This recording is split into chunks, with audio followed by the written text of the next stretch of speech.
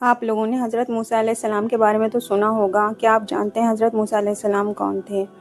حضرت موسیٰ علیہ السلام ایک پیغمبر تھے جن کا ذکر قرآن میں ہوا ہے۔ حضرت موسیٰ علیہ السلام کا ذکر قرآن میں اس طرح ہوا ہے کہ بنی اسرائیل وہ قوم تھی جن کے نبی حضرت موسیٰ علیہ السلام تھے۔ اللہ تعالیٰ نے انہیں مصر کی ظلم والی زندگی سے نکال کر آزادی بخشی۔ مصر کا بادشاہ فرعون بہت گھمنڈی تھا۔ وہ خود کو میں تمہارا بڑا رب ہوں کہتا اور بنی اسرائیل پر ظلم ڈھاتا تھا۔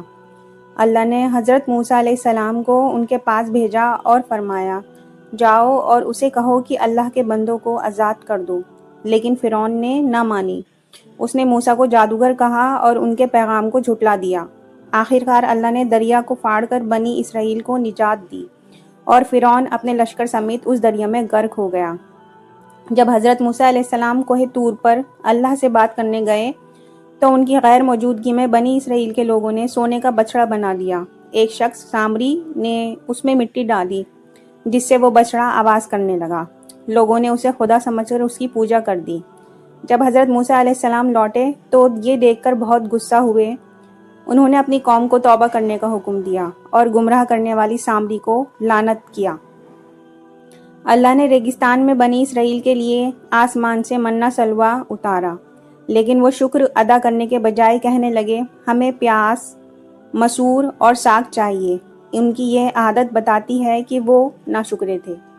اللہ نے حضرت موسیٰ سے کہا کہ بنی اسرائیل کو بیت المقدس میں داخل کرو، لیکن وہ لوگ ڈر گئے اور بولے، موسیٰ وہاں طاقتور لوگ رہتے ہیں، جب تک وہ لوگ باہر نہ چلے جائیں ہم وہاں قدم نہیں رکھ سکتے۔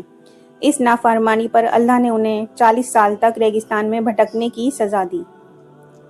بنی اسرائیل میں ایک قتل ہوا، لوگ ایک دوسرے پر الزام ڈالنے لگے۔ اللہ نے حضرت موسیٰ سے کہا ان کی قوم ایک گائے ذبح کرے۔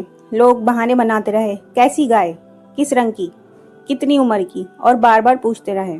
آخرکار جب انہوں نے گائے ذبح کی تو قتل کیے گئے شخص کو اس گائے کا گوشت چھوا گیا اور وہ زندہ ہو کر بتانے لگا کہ اس کی قاتل کون ہے۔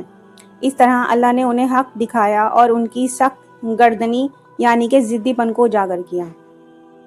جب بنی اسرائیل گناہ کرتے تو اللہ انہیں توبہ کا حکم دیتا۔ ایک بار جب انہوں نے بہت بڑا گناہ کیا، اللہ نے فرمایا، تمہاری توبہ یہ ہے کہ تم میں سے جو گناہگار ہیں انہیں باقی لوگ قتل کریں۔ انہوں نے توبہ کی اور اللہ نے انہیں توبہ قبول کر دی۔ بنی اسرائیل کی کہانی سے ہمیں یہ سیکھ ملتی ہے کہ بنی اسرائیل ناشکر پن، ضدی پن اور نافرمانی انسان کو برباد کر دیتی ہے، اور شکر، صبر اور توبہ کو